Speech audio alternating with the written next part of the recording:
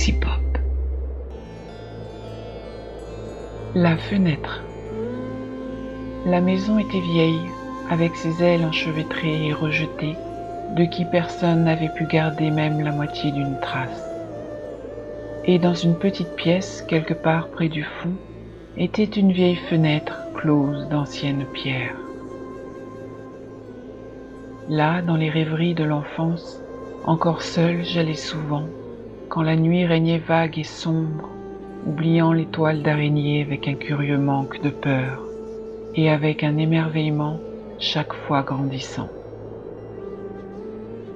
Un jour d'après, je conduisis les maçons ici, pour trouver quelle vue mes ancêtres avaient bouchée, mais quand ils percèrent la pierre, un vif courant d'air parvint des vides extraterrestres bâillant au-delà. Ils fuirent, mais je regardais et trouvais dérouler tous les mondes sauvages dont mes rêves m'avaient parlé.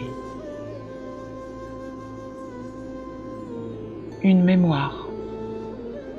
Il y avait là de grandes steppes et des plateaux rocheux s'étendant à moitié illimités dans la nuit étoilée, avec des feux de camp extraterrestres diffusant leur faible lumière, des bêtes avec des cloches tintantes en remuantes bandes. Plus loin vers le sud, la plaine s'inclinait doucement et prenait de l'ampleur, jusqu'à un sombre zigzag de murs terminant une vallée, comme un énorme python des jours premiers que le temps sans fin aurait glacé et pétrifié.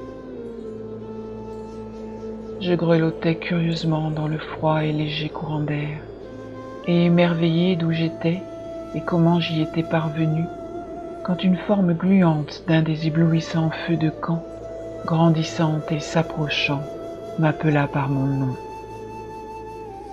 Regardant ce visage mort sous sa hotte, je cessais d'espérer, car je venais de comprendre. Les jardins de Yin. Sous ce mur, fait d'ancienne maçonnerie, atteignant presque le ciel en tours couvertes de mousse, il y aurait des jardins en terrasse, riches et fleuris, et agités d'oiseaux et de papillons et d'abeilles.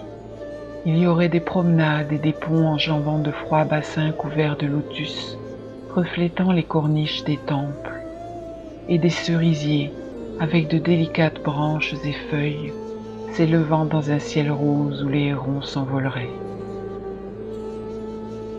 Tout devait être là, pour ne pas avoir été de vieux rêves jetés au travers des portes ouvertes de ce labyrinthe éclairé de lanternes de pierre, où la somnolence des flux tournants provenait de leurs voix venteuses, longées de vertes vignes et de leurs spires s'accrochant. Je me suis précipité, et quand le mur s'approcha menaçant et grandissant, je m'aperçus qu'il n'y avait plus aucun passage. Howard Phillips Lovecraft. Traduction de Benoît Vizeno. Galaxy Pop. Galaxy Pop. Galaxy Pop. Galaxy Pop. Wow. Galaxy Pop.